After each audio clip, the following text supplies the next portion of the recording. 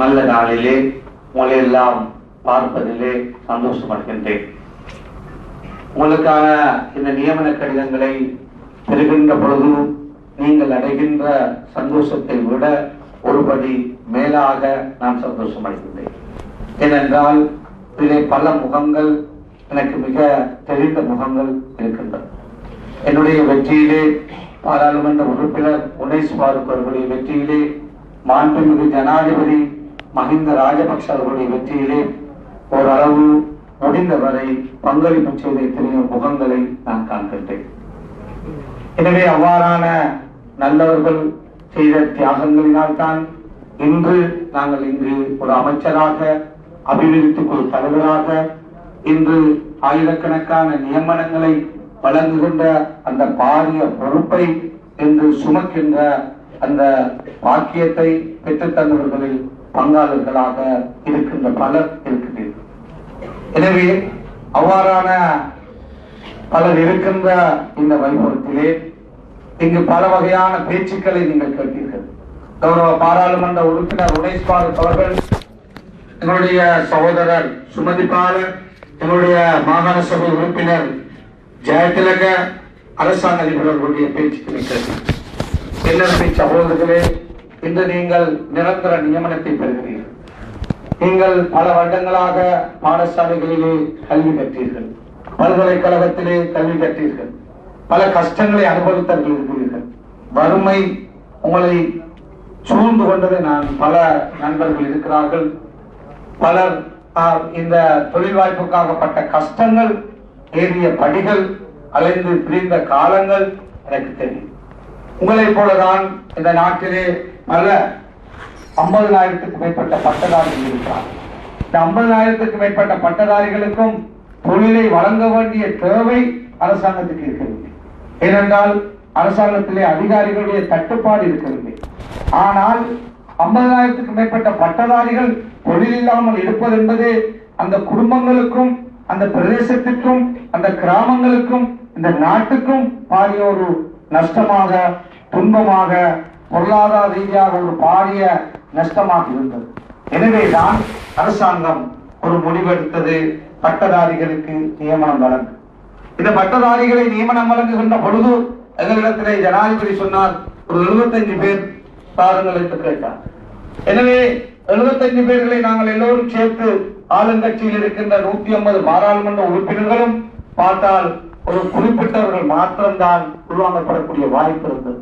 பிறகு நாங்கள் ஜனாதிபதியிடத்திலே, அரசாங்கத்திடத்திலே இருக்கின்ற எல்லா அமைச்சர்களும் நாங்கள் பரிந்து பேசினோம், உங்களுக்காக பேசினோம், இந்த நாட்டிலே உள்ள பட்டதாரிகளுக்காக பேசினோம். ஜனாதிபதி சொன்னார், பணம் எங்களிடத்திலே இந்த 50,000 பேருக்காக இத்தனை பில்லியன் மாசத்துக்கு எனக்கு தேவை என்று சொன்னார். இந்த பணத்தை பெறுவதாக இருந்தால் சில அபிவிருத்தியை நிறுத்த வேண்டும் என்று சொன்னார். எனவே அவ்வாறு சொன்ன பொழுதெல்லாம் நாங்கள் அதற்கு இடம் கொடுக்காமல், நான் மட்டுமல்ல ஆளுங்கட்சியில் இருந்த அத்தனை பேரும் உங்களை போன்ற பட்டதாரிகளுக்காக பேசினோம். மன்னாரிலே உள்ளவர்களுக்காக, வவுனியாவிலே உள்ளவர்களுக்காக, முல்லைத்தீவிலே உள்ளவர்களுக்காக நாங்கள் 2 பேரும் தான் நாங்கள் இருந்தோம். வேறு யாரும் அந்த ஆளுங்கட்சியில் இருக்கவில்லை. பேசக்கூடிய சந்தர்ப்பம் எங்களுக்கு தான் கிடைத்தது. அப்படி கொடுக்கின்ற பொழுது எங்களுக்கு சொன்னார், நீங்கள் ஒரு குறிப்பிட்ட கட்டத்தோடு நின்று கொள்ளுங்கள் என்று எங்களுக்கு சொன்னார். ஆனால் நாங்கள் எப்படி சொன்னது போல நாங்கள் எந்த ஒரு கட்டுப்பாடும் விதிக்கவில்லை, எந்த ஒரு தடையும் நாங்கள் ஏற்படுத்தவில்லை, அல்லது எங்களுடைய ஆதரவாளர்கள் மாத்திரம் என்று நாங்கள் பிரித்து பார்க்கவில்லை, அல்லது ஒரு கட்டத்தோடு நிறுத்தி பிறகு சிலர் கொண்டு வந்து தந்த பொழுது அரசாங்க அதிபரிடத்திலே கேட்டார், நாங்கள் நடப்புங்கள் நாங்கள் பேசுகின்றோம். எனவே அவ்வாறு வந்த அத்தனை பேரையும் நாங்கள் உள்வாங்கினோம். அந்த அத்தனை பேருக்கும் நீங்கள் விரும்பிய இடங்களை, விரும்பிய அமைச்சுக்களை, விரும்பிய பிரதேசங்களை நீங்கள் தெரிவு செய்வதற்கு நாங்கள் அரசியல் ரீதியாக எதையும் நுழைக்கவில்லை. ஆனால் பிற மாவட்டத்திலே, அந்தாதபுரம் மாவட்டமாக இருக்கலாம், புத்தளமாக இருக்கலாம், வேறு பிரதேசமாக இருக்கலாம், கொழும்பாக இருக்கலாம், கம்பவாக இருக்கலாம், அங்கு அத்தனையும் அரசியல் ரீதியாக செய்யப்பட்டது. ஆனால் நாங்கள் அதை இங்கு செய்யவில்லை. காரணம், உங்களுடைய துன்பங்களை நாங்கள் அறிந்திருக்கிறோம், உங்களுடைய வேதனைகளை நாங்கள் அறிந்திருக்கிறோம். இதிலே பலர் கஷ்டங்கள், துன்பங்கள், வறுமை, வேதனை, இந்த அடிபாடுகளுக்குள் பட்ட துன்பங்களை எல்லாம் நாங்கள் அறிந்திருக்கின்றோம். எனவே உங்களோடு விளையாடுவதற்கு, உங்களுடைய வாழ்க்கையோடு விளையாடுவதற்கு, உங்களுடைய தொழிலோடு விளையாடுவதற்கு நாங்கள் விரும்பவில்லை. காரணம், நாங்களும் அடிபட்டவர்கள், நாங்களும் அகதியாக வாழ்ந்தவர்கள், பசியை உணர்ந்தவர்கள், வறுமையை அனுபவித்தவர்கள், படிப்பதற்கு பட்ட என்ன கஷ்டங்களை எல்லாம் ஒருவர் பட வேண்டுமோ அத்தனை கஷ்டங்களையும் அடைந்து தாண்டி இந்த நிலைக்கு உயர்ந்து வந்தவர்கள். எனவேதான் இந்த நியமனத்திலே மிக நேர்மையாக நாங்கள் நடந்தோம், மிக மனச்சாட்சியோடு நாங்கள் நடந்தோம். அவ்வாறு நடந்ததனால் இன்று எந்த பேரும் இல்லாமல் இருக்கின்ற பட்டதாரிகள் அத்தனை பேரும், ஆசிரியர் நியமனத்திற்காக சென்றவர்கள் போக அத்தனை பேரும் ஒருவரை தவிர எல்லோரும் இன்று நிரந்தர நியமனங்களை நீங்கள் பெறுகிறீர்கள். அதற்கு நாங்கள் ஏற்கனவே சொன்னது போல ஒருபடி மேலாக சந்தோஷப்படுகின்றோம். எனவே உங்களுக்கு தெரியும், கடந்த 11-12 வருடமாக பாராளுமன்ற உறுப்பினராக, அமைச்சராக இருந்து இந்த மாவட்டத்துக்கு இருக்கிறார்கள். சாட்சியாக உங்களுடைய கவுண்டர் பாலகுமார் இருக்கிறார், இங்க இருக்கிறார்கள். அதே போல கவுண்டன்மார், அதே போல இருக்கின்ற சில அதிகாரிகள், பல அதிகாரிகள் இருக்கிறார். எவ்வளவு நாங்கள் இந்த மாவட்டத்துடைய நலனுக்காக எங்களை அர்ப்பணம் செய்திருக்கிறோம். மாவட்டத்திலே அகதிகளாக வந்த மக்களுக்காக இவ்வாறான தியாகங்களை நாங்கள் செய்திருக்கின்றோம், எவ்வாறு பாடுபட்டிருக்கின்றோம், எந்த உணர்வோடு நாங்கள் செயல்பட்டிருக்கின்றோம் என்று சில அதிகாரிகளுக்கு தெரியும். எனவே அவ்வாறு செயல்படுவதன் நோக்கம் எங்களுடைய மாவட்டம் முன்னேற வேண்டும், மக்களுடைய வாழ்க்கை தரம் முன்னேற வேண்டும், எங்களுடைய மாணவ சமுதாயத்துடைய கல்வியிலே ஒரு எழுச்சியை காண வேண்டும். ஏனைய நகரங்களோடு, கொழும்பு, கண்டி, கம்பஹாவோடு இந்த வவுனியா மாவட்டமும் சேர்ந்து தலை நிமிர்ந்து சமனாக நிற்க வேண்டும். அதே போல இந்த வன்னி மாவட்டத்தை கட்டி எழுப்ப வேண்டும் என்ற உணர்வோடு நாங்கள் செயல்பட்டிருக்கின்றோம். எனவே வேதனைப்படுகின்ற விடயம், கடந்த காலங்களிலே அவ்வாறு இந்த 4-5 வருடங்கள் யுத்தத்துக்கு பிறகு 30 வருடங்களாக அளிக்கப்பட்ட விடயங்களை எல்லாம் 3 வருடங்களிலே முல்லைத்தீவை நீங்கள் போய் பார்க்கலாம். பாதைகளாக இருந்தால் என்ன, கட்டிடமாக இருந்தால் என்ன, குளங்களாக இருந்தால் என்ன, பாடசாலைகளாக இருந்தால் என்ன, வைத்தியசாலைகளாக இருந்தால் என்ன, குறுகிய காலத்துக்குள் எவ்வளவு தொகையை இந்த மாவட்டத்திற்கும் மக்களுக்காக நாங்கள் செய்திருக்கின்றோம். ஆயிரக்கணக்கான நியமனங்களை எங்களுடைய கரங்களால் வழங்கி இருக்கின்றோம். வேதங்களுக்கு அப்பால் மத, இனம், மொழி, குலம், பிரதேசம் என்று நாங்கள் பார்க்கவில்லை. எல்லோரையும் சமனாக, சமத்துவமாக, நேர்மையோடு, மனிதாபிமானத்தோடு நாங்கள் நேசித்து நாங்கள் செயல்பட்டிருக்கின்றோம். ஆனால் இந்த காலங்களிலே எங்களை நம்பி ஜனாதிபதி அவர்கள், எங்களை நம்பி நசல் ராஜபக்ச அவர்கள், எங்களை நம்பி ஏனைய அமைச்சர்கள் இதையெல்லாம் நாங்கள் கேட்டோமோ இந்த மக்களுக்காக, மாவட்டத்திற்காக அள்ளி தந்தார்கள். கொடுத்து கொண்டிருக்கின்றோம், செய்து கொண்டிருக்கின்றோம். எனவே இந்த நியமனத்தை பெறுகின்ற நீங்கள், நான் இந்த விடயங்களை எல்லாம் மேலும் முன்னெடுத்து செல்வதற்கு எங்களுக்கு உதவி செய்யுங்கள். எங்களுக்கு உதவியாளராக நீங்கள் இருங்கள். எங்களுக்கு வேறு அஜெண்டாக்கள் கிடையாது, எங்களுக்கு வேறு சிந்தனைகள் கிடையாது, எங்களுக்கு வேறு நோக்கங்கள் கிடையாது. எங்களுடைய நோக்கம் எல்லாம் நீங்கள் இவ்வாறு நல்லா இருக்க வேண்டும் என்று நாங்கள் ஆசைப்படுகின்றோமோ, நீங்கள் ஆசைப்படுவது போல நாங்களும் ஆசைப்படுகின்றோம். உங்களை போல இன்னும் வருகின்ற எதிர்கால சமுதாயம் தலை நிமிர்ந்து வாழ வேண்டும், சந்தோஷமாக வாழ வேண்டும், நல்ல கல்வியை பெற வேண்டும், நல்ல சமுதாயமாக வளர்த்தெடுக்க வேண்டும் என்ற உணர்வுதான் எங்களுக்கு இருக்கின்றது. எங்களிடத்திலே இனவாதம், மதவாதம், பிரதேசவாதம் அல்லது அரசியல் ரீதியான மனப்பான்பு எங்களிடத்திலே கிடையாது. ஆனால் நீங்கள் எல்லோரும் கடந்த கால வரலாறை சற்று திரும்பி பார்க்க வேண்டும், நாங்கள் சிந்திக்க வேண்டும். நாங்களும் யதார்த்த ரீதியாக சிந்திக்கின்ற ஒரு சமூகமாக மாற வேண்டும். எங்களுக்கிடையிலே வேதங்களையும், எங்களுக்கிடையிலே ஒரு குறுகிய சிந்தனையையும், ஒரு குறுகிய கால சிந்தனையோடு நாங்கள் வாழ முடியாது.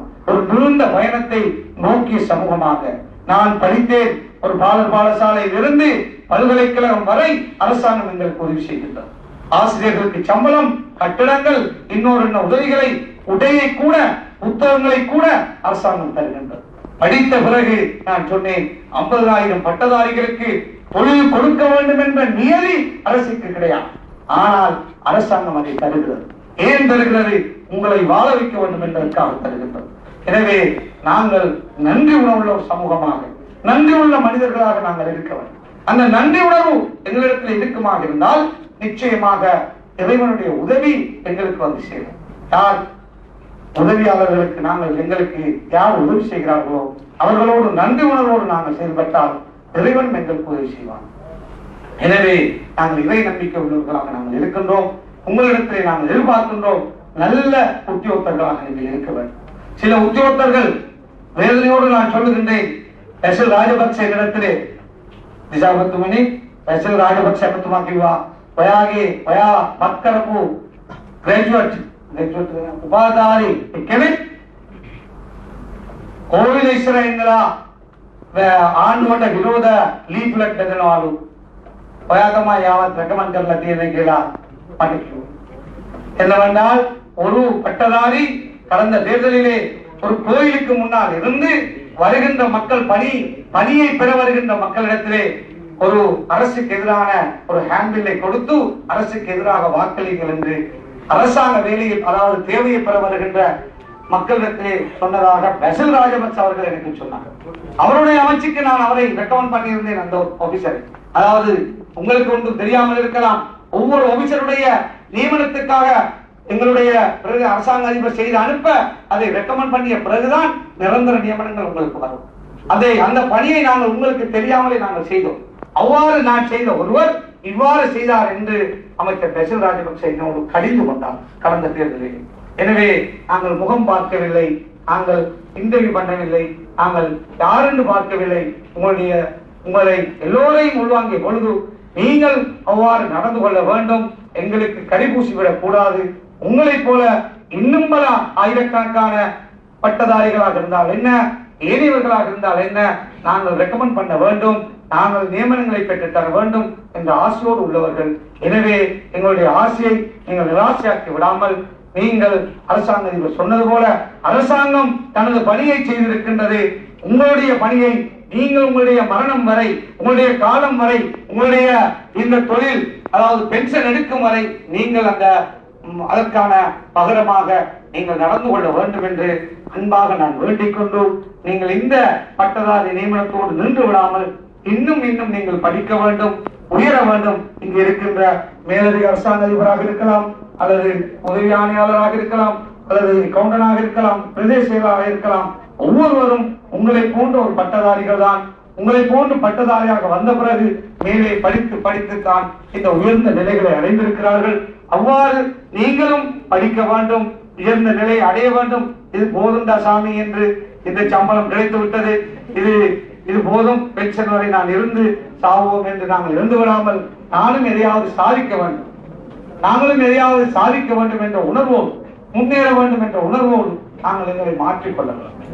நாங்கள் அவ்வாறு சிந்தனை உள்ளவர்களாக, பூர்வ சிந்தனை உள்ளவர்களாக, நல்ல உயர் பதவிகளை அடைகின்ற பட்டதாரிகளாக நீங்கள் உங்களை மாற்றி மேலும் நீங்கள் பல பட்டங்களை பெற்று இவ்வாறு இங்கு ஒரு அரசாங்க அதிபராக, பிரதேச செயலாளராக, ஆணையாளர்களாக அல்லது இன்னும் அதைவிட மேலே செல்ல வேண்டும் என்று இறைவனை பிரார்த்தித்து உங்களுடைய எதிர்காலம் சிறப்பாக அமைய இறைவன் வழி செய்ய வேண்டும் என்று பல்ல நாயன் இறைவனை பிரார்த்தித்து விடைபெறுகின்றேன். நன்றி.